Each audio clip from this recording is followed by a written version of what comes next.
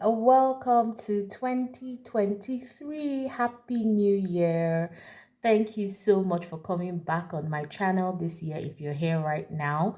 And I'm happy we got to see 2023 after what has been 2 years of, very challenging, trying times. But thank God we are here now, and I'm totally elated to have you on my channel.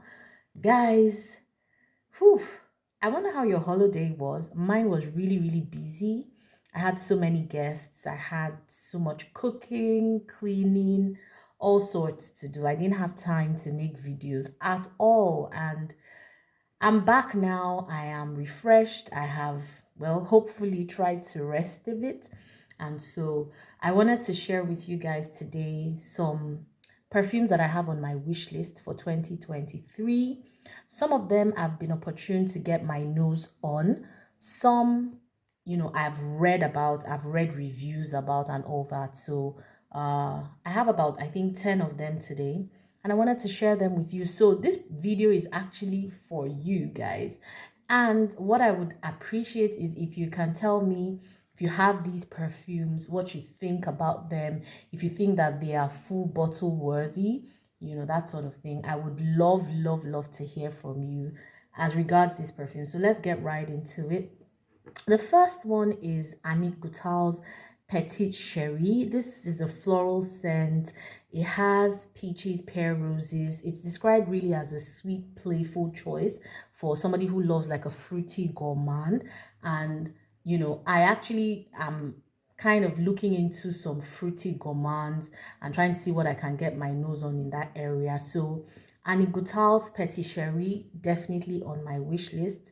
Another one that is on my wish list is from Maison Francis Kurkdjian, and this is Amiris Femme.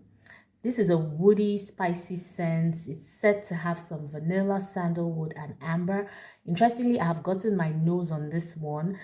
It's very warm. It's very sensual. If you like gourmands, this is the kind of perfume for somebody who likes gourmands. It's quite vanilla and sandalwood heavy.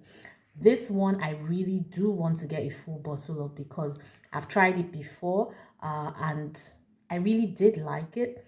But whether I can find it in my country now is another thing, because I tried this with a friend who had this perfume, but she got it when she traveled. So obviously it might be difficult getting this here, but we'll see. Another one is Le Labo Vanille 44. This one is a rich, sweet scent. It has notes of vanilla, it has tonka bean, it has musk. This is a very indulgent scent for somebody who really likes gourmand fragrances. The way it's been described, it's kind of described or depicted as this very decadent gourmand, and that's exactly what I want this year. So I'm trying my nose on a number of niche fragrances and any designer fragrances that have a DNA that hasn't been repeated over and over. Let me put it that way. Okay, so Vanille 44 is one from Le Labo that I really, really would love to acquire. And when I say that I want to get these perfumes, not necessarily full bottles for all. Unfortunately, where I stay, it's difficult to get decants, but if I see someone traveling or if I get to travel this year, these are the ones that I'll keep my eye on so that I don't go just buying impulsively. That's really why I'm creating this wish list. Okay, so Byredo Blanche. This one is a floral scent. It has jasmine, orange blossom, and musk. It's a very fresh scent. It's feminine. It's very light and fresh and floral.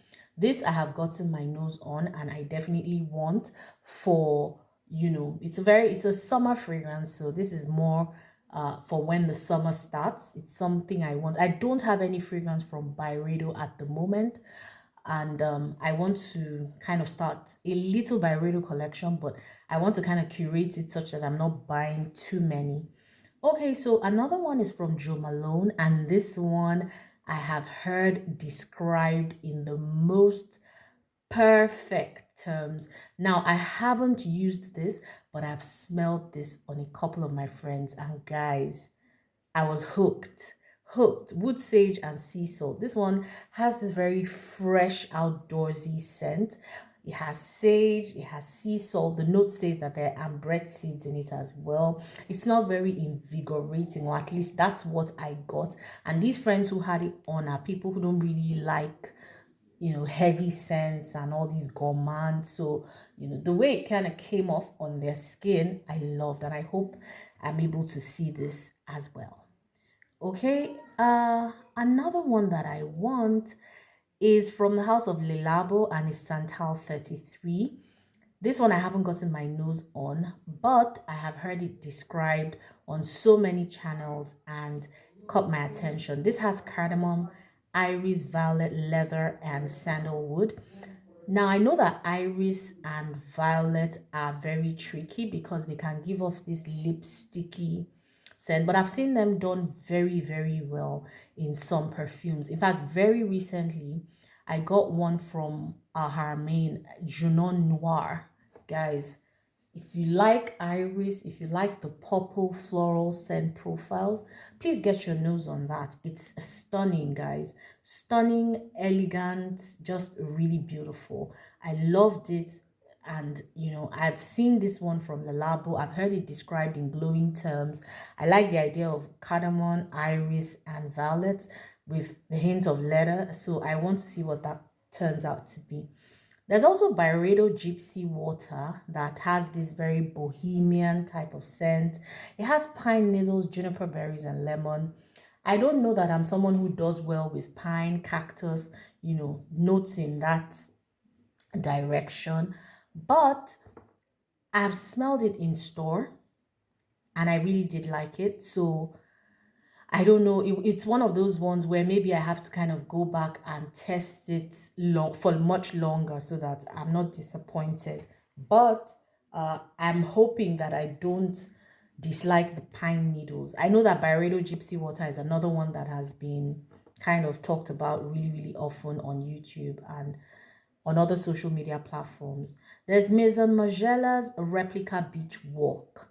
Now, I've heard that this captures the sunny, the scent of like a day at the beach, a sunny day. It has coconut, which I like. It's got bergamot, it's got milk and lemon. It smells, or rather, it sounds based on the notes like something that will be really refreshing and summery and somewhat tropical. And I want to get my nose on that.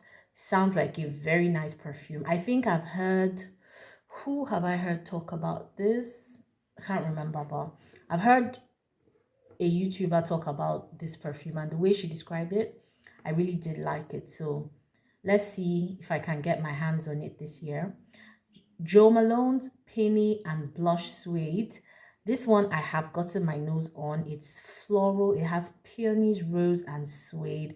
Smells a really romantic and feminine. So if you somebody who loves soft feminine fragrances, this is absolutely the one to go for. And I am definitely going to try and see if I can get my hands on this one. I love it. I've tried it before, like 3-4 times. Oh God. I love, love, love. Okay, last on my list for today is Diptyque Buys. I hope I'm pronouncing it right. So this one is a rose forward. It's got black currant. It's got Bulgarian roses. This is so sophisticated. This one my mom used to have, and I absolutely adore this fragrance. I want to get for myself. I think I have pretty much used up my quota of hers, so I have to get this for myself. So guys, these are like the 10 fragrances that I would like to have in my collection this year. I don't know. I don't know when exactly I'm going to get them, but I'll haul them as I get them and I'll, go through them with you. But if you have these fragrances, I'd really love to hear from you on whether you like them, if I should go ahead, what you think about them. Just let me know. I'd love to hear from you in the comments. Until we see again on another video, thank you for watching. If you haven't subscribed and you love these kinds of videos, please do. And I'll see you again on another one. Enjoy the rest of your day or night. Bye, guys.